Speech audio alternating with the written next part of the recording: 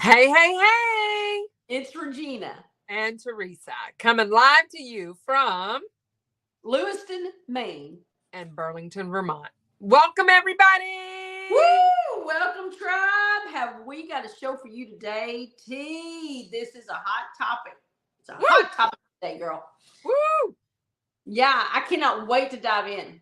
It's going to be so good. I'm so excited right now. Awesome. I need a little heat because it's pretty cold here. Well, it's a hot topic, girl. We're going to bring it today. Diving deep today. All right, Regina. But what I want to know is, do you know what time it is? Yes, I do. Here it comes, y'all. There she is. She's bringing it. Woo, we are not really strangers. We are not really strangers. Yes. Well, you know what? You know what, T? Every time you make me answer first, I'm going to turn the tables. I got my question ready for T today. Ready, tribe? We're talking to T. I'm going to ask her one. I got it right here on my paper. Right here on my paper. Swift. I switched it on you. Yeah, keeping it real out here. I see. All right, T. When you are asked, how are you doing? How often do you answer truthfully? When I am asked how am I doing, how often do I answer truthfully? Right. I would say 99% of the time. You can believe what I say. Okay. And that other 1%, Mm-hmm. you can believe what my face says. Right on. Can you tell my face not to talk so loud? Exactly. Yes. That's what I'm talking about right there. Yep. My face is showing every time. Doesn't matter what I say. All right, dear. Well, it is your turn now. Okay, let's go. What title would you give this chapter in your life? I got this one. It's been a year for me, y'all. I've been on this journey. It's been good. The title I would give this particular season of my life, this particular chapter, I would say this: from the ashes, she will rise. Wow. Mm-hmm. It's been a journey. It's been good now. Yeah. Asked me about 9 months ago, it wasn't so good. But now today, standing here today, yeah, because I'm telling you what, God can do it. He can turn it around. He'll do it. Won't he do it, though? Won't he do it, girl? All right, Sojourners, it is your turn. And so bring it. You know the rule. Drop it in the chat. Drop your answer in the chat. I'm trying to find my camera here. All right, here's your question. What's been the best compliment a stranger has ever given you? Sojourners, we want to hear from you. When we started this podcast, it was to be real, true, and authentic for us to know you and you to know us. And so the only way we're going to get to know you is when you drop your answers in the chat. And then if you drop an answer in the chat today to any of the questions, I think there's 3 questions we're going to ask today. If you answer any of those 3 questions and drop your answer in the chat, you could be like our friend Shelly who won the basket. You can win, have the opportunity to go in a drawing for what? A Christmas cookie collection. Ooh, that sounds good, girl. That sounds good. So, Regina, tell them what the rules are. Here are the rules for this drawing. This drawing is specific to this video. If you answer any question we ask and you put it in the chat, then your name goes in for the drawing for the cookie basket. I'm sorry, Christmas cookie basket. You have until 10 a.m. Wednesday morning, Eastern Standard Time. At 10 a.m., we will draw for the cookie winner. And we're going to send you a nice basket of some Christmas cookies. So much fun. But again, any question we ask today, Drop it on this chat. Don't text it. Don't message me. None of that. Put it right here on the chat. Let's talk. Okay? Let's All talk, right. girl. Let's jump on in. Let's jump in the deep end right now because we got a hot topic. Y'all, I think we're probably gonna I don't know what's gonna happen. This may turn into several episodes, but today we want to talk about staffing issues. Staffing issues. Everybody has seen it. Staff nurses, travel nurses, patients have seen it. Our families have seen it. The people we live with hear about it. So let's talk about it. Okay. Let me give you some statistics today, T. Did you know this? According to the National Library of Medicine, this year they wrote this. They updated this in 2023 of February of this year that globally there are 29 million nurses and midwives. Globally, there are 3.9 million nurses or midwives in the United States alone. Okay, now then, big numbers. However, you and I would not be out here traveling if those numbers were adequate. We have an issue out here of staff shortage, and we work short. We hear we're going to be short. We get texts during the day saying we're short. Can you come? Can you come? And phone calls are being made. Who can pick up and who can do this? There is a staff shortage. It affects us all. It affects nurses, of course, but it affects us all as a community, not just healthcare workers, but all of us as a society. Mm-hmm. Why do you think that is? Why? Why is that, T? I'm confused out here. Well, I think so I'm going to have my own personal ideas. I'm going to have a conglomerate of ideas from people that we've had conversations with. And I'm going to have educated ideas where I've done a little bit of research. So my personal idea is this. I think this would solve a lot of problems right here. Money talks. Right? Money talks to techs, to medics, to nurses, to EVS, to CEOs. The money talks. Right. So here's the deal. You know, since COVID, you can drive up to any Dunkin' Donuts, Starbucks, McDonald's, I don't care where, anywhere. You can drive up to get something anywhere, and you're going to see a sign, and it's going to say, starting at $19 an hour, starting at $23 an hour, starting at $17 an hour. You know, when you look at what our techs make and what starting nurses, brand new nurses make, and then you're factoring in somebody working at McDonald's. And listen, I'm not criticizing McDonald's at all. I'm just saying when we go to nursing school and we do the stress of all of that and the stress of passing the boards, and when we graduate and when somebody, you could make almost what they're making at McDonald's, you know, that's going to have some people rethinking what they want to do with their life. Exactly. Right. So, right. I mean, that to me, that's the number one thing right there. Just money talks, the bottom line. But if you want to get around that, and let's say, okay, aside from money, what are some other ways? What's causing this? Let's talk about education. Let's talk about that, for instance, because, you know, Regina and I both work in the ER. You guys probably know that. I think we've shared that. We work in the ER, and all ER good nurses love the ER and never want to work anywhere but the ER. However, at some point, most nurses age out of the ER. And so as I am beginning to create a life plan here of the next 15 years for me, what are my options as a nurse are highly on the front field, where I can't be in this ER for 15 more years, although I love it, but I can't at 60 years old, which I'm not, I still have a decade. But when I get there, I can't be doing the physical work that we do in this ER. And not just the ER, it's the floor, it's everywhere, right? I mean, our job is a physical job. It's 12 and a half hours on your feet. It's turning patients, moving patients, obese patients, it's all of that, right? Pushing stretchers, pushing beds, all of those things.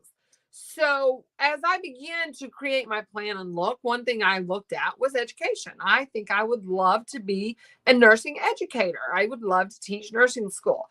Well, in looking at that, guys, I mean, you guys all know we're going to take a pay cut when we go to do that.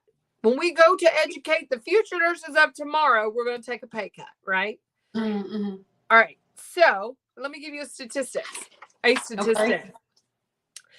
According to the American Association of College of Nurses, AACN, nursing schools turned away 80,407 qualified applicants in 2019 for some of the same reasons of shortage, lack of clinical space, lack of classroom space, lack of teachers. So here's the deal. When we don't pay our educators, we are preventing all of these nurses that could potentially be in a nursing program if we had more educators. Mm-hmm. Right. Okay. Another report identified a shortage of 1,637 educators in 892 nursing schools. So 1,637 educators shortage in 800 schools. That's an average, give or take some, of about 2 nursing educators per each one of those schools. Give or take a little bit, right? Rounding off there, doing math. So why aren't nurses applying for these positions? I mean, to me, again, it's that bottom dollar. And it's hard for me to know when the patient gets CAT scan what that patient is charged. So then where is all this money, coming from and going to? And that's a question for me. So that's one thing. Another thing happened to me today, and if you worked today, last night, sorry, you worked. Last night. When I get off work, and then it all runs together. But anyway, when I just got off work, I was sharing with Regina about my day. And it's very rare that I get a day where I cannot go to the bathroom or get something to eat. It's rare that I have a day like that, but today was that day. I did not have time to go to the bathroom at all today, and I did not have time to eat today. And so, when you have days like that, how many days like that in a row are you going to have before you're like, I can't keep doing this? I cannot keep doing this. It is too much. We get those patients. They are continually coming in the ER doors. We continually need to see them. We're in the emergency room. All of that. We're going to talk about all that in a little bit. But when you're at a place, you can't just stop. Or I could stop, but then my patient's not seen about because there's nobody to cover me. So we all love our patients, and we all are there for our patients. You're not going to give your patient subpar care. I'm not. Right.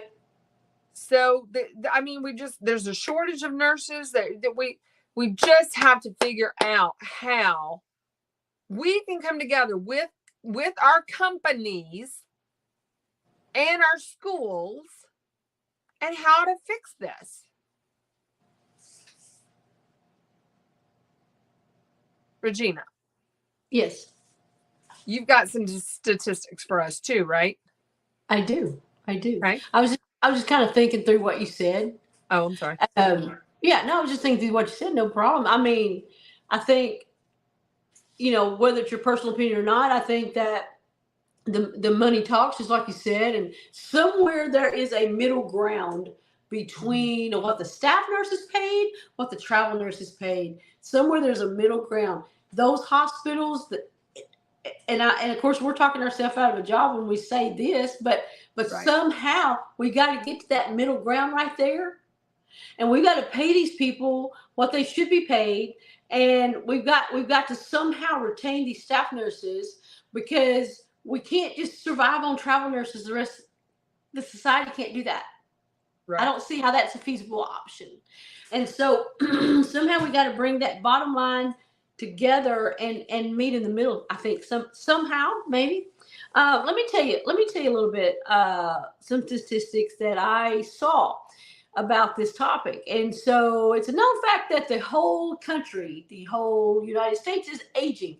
Our population is aging as a whole. The baby boomer generation currently is requiring an increase in their healthcare services. Right now, these are kind of quick, but right now the U.S. has the highest number of Americans over the age of 65 that they have ever had in the history of the United States.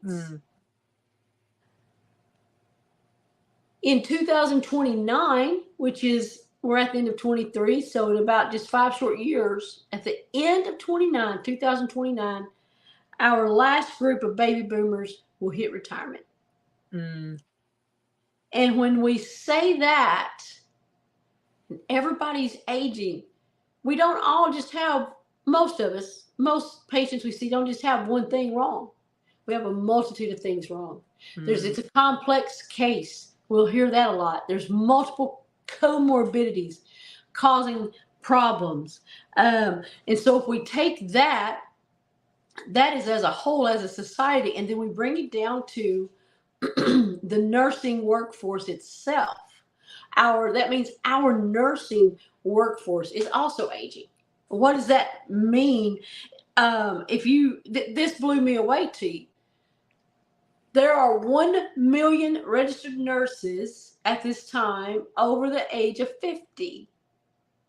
So what does that mean for us? That means that over the next, say, 10 to 15 years, it looks like that we're going to lose a third of our workforce to retirement. And not only are we losing them to retirement, we're gaining them in our patient population. I mean, so it's a battle out here, and there has to be some sort of a solution made, because like Teresa told you, we've not got the educators, we've not got the spots for nursing students, and we're going to lose a third of the workforce. We're already at a shortage. What are we going to do then? Right. How's that going to look? We're as my mom would say, we're bleeding the turnip dry. We are. And so in this episode today, we wanted to bring you the issue. This is our perspective only. It's some stats that we've found. It's our own personal opinion mixed in with that too. You may have a different opinion, and we welcome that. If you have a thought of why we're having a shortage, whether you're healthcare or not, please drop it in the chat. We'd love to hear your ideas. And so today on this episode, we're bringing you those issues. We're going to talk about the clinical significance and how that looks for us on a daily basis as we work. And then we're going to wrap that up with what is our response if we say we are faith-based, and Teresa and I do say that, and we want to be the hands and feet of Jesus. How does that look in the middle of this mess, in the middle of this stress, in the middle of she can't even get a sandwich for lunch today, and she can't go to the bathroom today, patients are needing things? How does it look? What do we do? What do we do? So what clinical significance? It's real evident that the turnover, the nurse turnover, is going to affect the staffing ratios, T. And then that's going to cause bottlenecking. And I think you were talking to me about that earlier. When you got some thoughts on that about bottlenecking and what's pushing that. Yeah, I mean, so you guys all know Regina and I work in the ER, and when you're talking about, so this is specific to the ER, right? But we know it is not department specific as far as how it affects people. So we know what happens in that ER affects everybody else in the hospital, right? We are the gatekeeper in that hospital, and we never, ever, ever, ever get to shut our gates ever. Okay. I love emergency care. This is not a complaint about that. I don't want anybody to take it that way or feel that way about this. It is stating facts of what happens. And so you guys all know, well, I don't know if you all know this or not. I learned it when I came to the ER. There's a score. It's called the NEDOC score, right? All right. So the NEDOC score, let me tell you what that is. It's the National Emergency Department Overcrowding Scale, the NEDOC score. When that score reaches a certain level by number, then most hospitals assign a color to that number. And the color affects the floor nurses. It affects the ER nurses. It affects ICU nurses. It affects everybody. It affects the patients. It affects everybody. So when that color comes in and it's red or yellow, all of a sudden my patient with an admission order in the ER, he can't be in the ER anymore because he's got an admission order. So he's got to go somewhere. And if you don't have a bed available on your floor, but you got one coming available, and they've assigned the bed, preliminarily assigned the bed to the patient, my patient who has this admission order is now coming to your floor. So now you guys have hall beds upstairs in the floor, right? Like we do in the ER. If you don't know, if you've never been down in the ER, listen, I'm going to encourage you, take a walk, take a stroll through your ER, see what's going on down there. And the same for ER nurses, guys. We've got to figure out how to work this problem together, because we got to get some solutions to this, because it is our future. It is our future we're talking about. It is the patient safety that we are talking about. And I have heard so many nurses talk about they're putting their nursing license on the line now. And I think even more so that COVID brought the ugliest part of nursing out, man, brought a lot of ugly out in nursing. And it's a lot of that stuff is hard for us to all deal with together. So when my patient's coming to you, you don't have a bed available, but you got your patient in room 12 that's getting discharged in 30 minutes. My patient then now gets, 10 minutes in transit, 20 minutes on your floor waiting for your room to become empty and then clean. So we're seeing this at every hospital I've worked at, every contract I've worked at over the last 4 years. I'm seeing this happen with this NEDOC score. So we got that issue. Now let me tell you about another issue. And this, if we talk about this long enough, I'm sure a lot of us will get fired up hot about this. We're not trying to make anybody angry. These are just areas that I see that maybe we need some changes in, maybe just a little tweak, so we can take better care. I don't want to say be better nurses, because we're all good nurses and we all give good care, but take some of the stress off of us. Let's talk about this patient-driven HCAP score. Ooh, it fires me up. Fires her up, y'all. Come on. We said it's going to be hot up in here today. It is. Come on.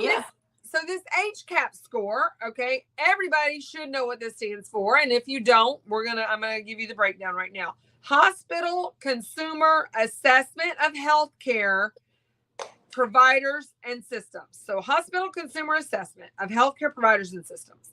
So this is what happens. Your patient gets discharged home. These are also like categorized as your Press-Ganey scores, right? Okay. So everybody's probably heard that word, because guess why? The hospital reimbursement, a portion of the hospital reimbursement is based on these scores. And if our customer scores are not high enough, it affects our reimbursement. So the hospital really wants these scores high. I want the scores high. But what that has done is put the baby or the patient, and I don't mean, I mean like we're letting people make decisions that are not educated enough to make decisions about, they didn't go to medical school, they didn't go to nursing school, and all of a sudden they're driving their health care. Exactly. Because our scores are determined not if you thought I cared a lot about you, not if you thought my skills were this or my skills were that, but we are scored on, did I bring you your hot blanket quick enough? Did you get a turkey sandwich? Did you do this? Did you do that? Hey, I don't mind bringing you a turkey sandwich. I want you to have a hot blanket, but I also want you to understand I've got everybody else want a turkey sandwich and a hot blanket. I've got all that stuff. I'm not complaining either. I love the ER. I don't want to leave it. But something's got to change because we're bottlenecking with this staff shortage, T. Because like you told them a while ago, it does not just affect us here on the, and I always point down low because everywhere we work, we're in the ER, we're on the very bottom floor. Everything's above us. And so if we are short and we're bottlenecked, and you're having to wait 10 hours or 12 hours or 13 hours, sometimes it's because we've got staff above us in the inpatient unit, the ICU, or wherever you're going that are also short. They don't have the staff to take you. I worked a contract one time and we would shut whole wings because there were no nurses. So there's that, but not just that. We've got ancillary staff such as X-ray, lab, all those ancillary people that are EVS that it takes for the ER to run. At the same time that we're bottlenecked in there, I've got people coming in the waiting room. I've got the patients already here with me, and I've got the doors from the ambulance bay all the time, bringing the urgent care, bringing the emergent, bringing the crisis, bringing the whatever, coming through there. And things just come to a screeching halt. Mm-hmm. And something has to be done, and then one of the solutions that I've seen, and I didn't used to see this when I first started in nursing, but one of the solutions they brought to us is the hall bed, like what you mentioned. Hall bed is probably not a problem if the patient is appropriate for the hall bed, but the hall bed itself, if you haven't been in the ER and seen that, take a look around next time you're in there, because if we're laying like this and my head is here and my feet are there, her head is at my feet and we're going straight on down. We've got a whole nother row of just carts with people, and we have no way to maintain privacy. This brings up a whole, is this a HIPAA thing? If I'm laying there and your doctor comes to you, I can hear everything he says. Mm-hmm. To you about you, and you can hear everything he says to me about me. And do we want that? Then what about privacy? What about procedures? Sometimes nurses do procedures too that are sterile. I can't do those in the hall, so I've got to now, and I don't have a space to go because the rooms are full. Right. At one particular contract, we do have a couple of rooms we can go to, but I've been where we have to go and we have to find a room. Mm-hmm. I'm off the floor. I'm finding a room. Now I'm off the floor with my patient and my tech because we got to go do this. Or I'm off the floor with myself and another nurse and we got to go do this. And now our patients are having to be watched by you. You're already loaded. Mm-hmm. This is not okay. Then it feels like, and I'm sorry, I kind of went on a little tangent, but it feels like nursing has changed so much because it's like all of a sudden we're trying to fix this problem. And one of the answers from people in the powers that be, and like T was saying, some of them didn't go to nursing school. They're not in the medical field, but they're making decisions for those of us that are. And they're trying to streamline healthcare for people who are individual people. Yeah. And that don't work either. Right. And we're all at a loss, not just nurses, society as a whole. Yeah. Let's talk about patient ratios. So there are a few states that have average total loss of thought. There are a few states who have legalized nurse patient ratios. Right. What's your thought on that? I think the intent is good, depending. Okay. I guess I think the intent is good but I don't know that it always works. Mm. Maybe, maybe not. Mm. Here's an example. I had a patient load here a while back. It's been a minute. I had a patient load. I had 4 patients in the ER, so 1 nurse, 4 patients. That's pretty typical, pretty average, right? Yep. But 1 to 4. That would be considered a load in the ER, a full load in the ER. And a couple of my patients were what I would say heavy, as far as heavy care, heavy meds, heavy care, heavy things going on. And I was asked to take a 5th patient. And I said, I understand we're busy. I understand we're backed up. But at this particular moment, I don't think this is the best idea for me. And I'm glad to help. I'm not refusing patient care. None of that. You asked me what I thought as far as can I take a 5th patient? My answer right now is no. If I get one of these guys out of here, I can take one. The response was, well, we always do that. But we always do that.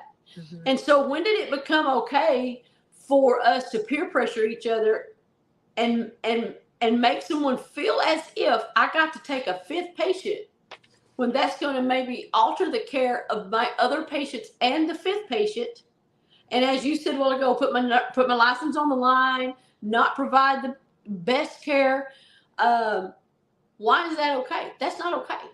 It's right. Time for the powers that be to listen to the bedside nurse, because they are the ones that are out there. And if they want to say they're the ones on the front lines, you're the ones on the front lines, well, baby, go ahead and give me what I need to work this front line. Right. Absolutely. You know, and we talk about that in context, just what you just said, in context too of you cannot pour out of an empty vessel.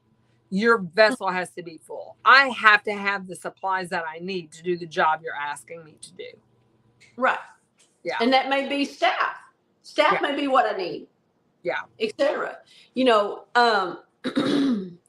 it's just a lot. There's a lot of ways we can go. And again, if you know, we have our healthcare friends and family that watch this podcast. So if you're not directly involved in nursing, go ahead and drop us a comment of how this has affected you. What is your story? You know, have you experienced these long wait times, and how did that feel? Have you been in a hall bed? How did that feel? You know, so go ahead and share, because this is a safe place. You can share. We will read it and do our very best to respond. Well, so Regina, how do we bring this about then to, you know, some ideas or thoughts? We've got to come up with some solutions potentially. I know there are like committees, department committees, you know, how do we do what we're called to do our job, to see about the patient while being the hands and feet of Christ, when we don't get to eat for 12 and a half hours or go to the restroom in 12 and a half hours? How do we do that? You know, T, we do get fired up about this. And like I said, I think this is an ongoing conversation. I would love to have people chime in. I'd love to have some guests from something that could talk about this and say, let's talk together. Let's work together. Yeah. And let's get a solution here. But at the end of the day, I think what you're asking me, how do we maintain this faith walk, this intertwining of my personal convictions and my belief in the middle and in the face of these issues, this stress, these, you know, walking into 120 patients already put in beds in the ER and 40 in the waiting room and 10 coming in the back and critical care going off and all of those things. How do I maintain composure? How do I maintain my inner peace? What do I do? Mm-hmm. And so what is the Christian response? I think that's a good question today. These couple of things from me, and then Tia wrap it up for us. If I'm going to have a Christian response, and this has to be across my life and not just in this one particular issue. I've got to have a reassurance. I got to reassure myself and here, T, that I have God's provision, that He is in control, even through the struggle, even through the mess, even though it looks like chaos. I've got to have the reassurance that God is going to provide for me. Mhm. When I look at nursing, and we talk about being the hands and feet of Christ, when I look at nursing, I think it mirrors a spiritual aspect Mm-hmm. as we look at Christ and the way He cared for and had compassion for the sick and those that were in need, and how He would meet their need. When we say we're the hands and feet of Christ, or the hands and feet of Jesus, we are saying, I want to walk in that way so that I exemplify that type of life, that I am compassionate, that I am caring, that no matter what you come into that ER with, no matter your past, no matter what you have done, you're going to get to walk in there. And if you're my patient, I'm not going to judge you for that. I'm going to do my very best to provide the best care I possibly can. I'm going to try to do it with the most compassion I possibly can have, all while taking care of everybody else too and giving them the same. And, one thing you said a while ago, it really rung true. We cannot pour from an empty cup. And that is the truth, because if we're trying to do and be hands and feet of Christ, I've got to understand my inner strength. It's got to come from Him. Mm-hmm. Nobody else. I can't do this on my own. I can't do it without a team, number one. But I can't do it without Him. I can't do it without God. That's my strength. That's my foundation. As I'm extending compassion and care to my patients, I've got to remember to extend it to me at the same time. And there's a verse that I'll end my portion with. There's a verse in Isaiah, which is in the Old Testament of Scripture, Isaiah chapter 41 and verse 10. And this is the New International Version. And it says this: do not fear, for I am with you. Do not be dismayed, for I am your God. I will strengthen you and uphold you.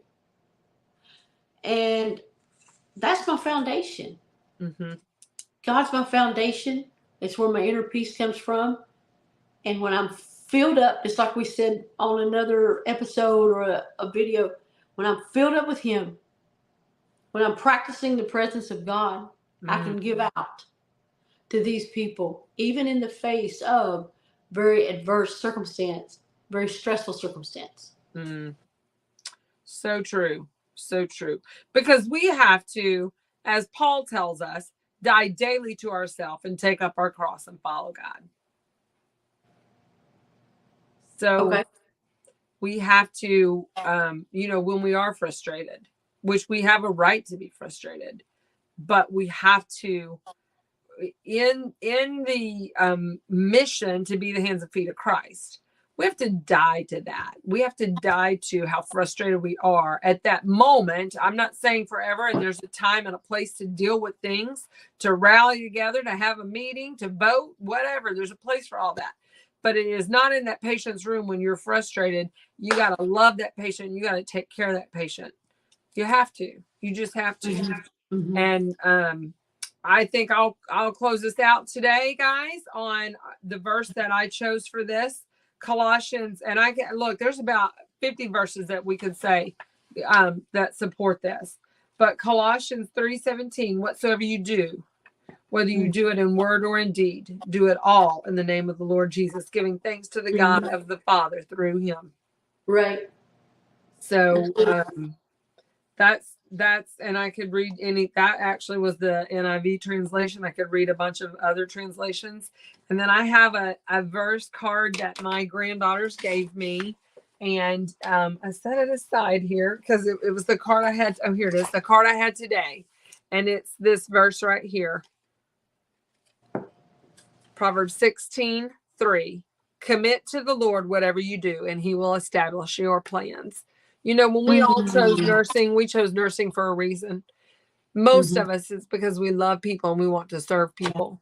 We got to just lay it down at his feet. We got to surrender and offer ourselves, and then just allow God to work through us and make a difference for our patients. Agreed. And when we do that, he is faithful to meet us right there. And I think that's an important component of that.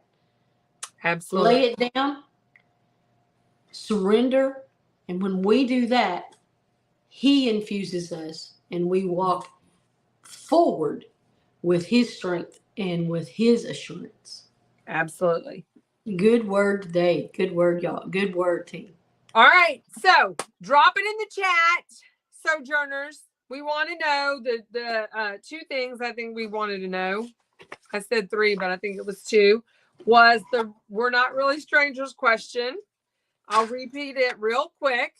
What's been the best compliment a stranger has ever given you? That's one way to go in the name for the Christmas cookie, the Christmas cookie collection. The other way to go in that is drop this answer in the chat. You got any thoughts on what we talked about today? HCAPs, press ganies, knee docs, patient ratios, any of those things. Education, bottom line dollar. We want to hear it. Bring it to us because we want valuable, meaningful conversations. We don't want this to be a waste of anybody's time. We want to make a difference in our world. Exactly. And also the other couple of questions were this. If you have thoughts of why you think this staffing shortage is going on, please drop that in the chat. You can do that. And if you say, oh, I'm not a nurse, please don't say that. You are equally as important because this affects everybody. If you have been affected by this nursing shortage and you have a story and you want to drop that in the chat, if you've been a hall bed patient, what's your experience from that side? I think that's really cool that we have both sides, T, in this group. We have healthcare and we have non-healthcare. We can hear how it affects us both and we can learn from each other. Absolutely. Regina, real quick, and we did not discuss this, so I'm just going to throw it out there real quick. Okay, we want all of that in the chat. You guys can message us with anything you want to, personally, direct message us. But those answers we would ask you to put in the chat. One thing we do want to ask you to direct message either Regina or myself, and you can do it from our page, right? They can, yeah. We want to know if you have experienced a workplace violent experience. Yes. Please reach out to us and let us know. What the situation was or how the story or the outcome or what happened. We want to know that because that's a hot topic and we're bringing it hard on that one too. So we are. But we want to include our sojourners. So bring your stories to us. If you have one of those stories, a workplace violence experience, please direct message either Regina or myself. Agreed. And you can do that, when you send us your story, you can say, I want to remain anonymous. That is fine. We will leave out all those pertinent details and we'll give just, what happened. You can give stories that's happened to you. You can give your thoughts on workplace violence or any of that. We are preparing that episode now and it will run here in the near future pretty quick. Before the end of the year, hopefully. Before the end of the year, for sure. Yeah. Guys, we've had a great time today. This has been a good discussion. I look for this to be an ongoing discussion, T. Absolutely. So it's going to be good. It's going to be good. All right. Bye, tribe. All right. Thanks so join us today. this week. See you All right. Friday. Bye-bye.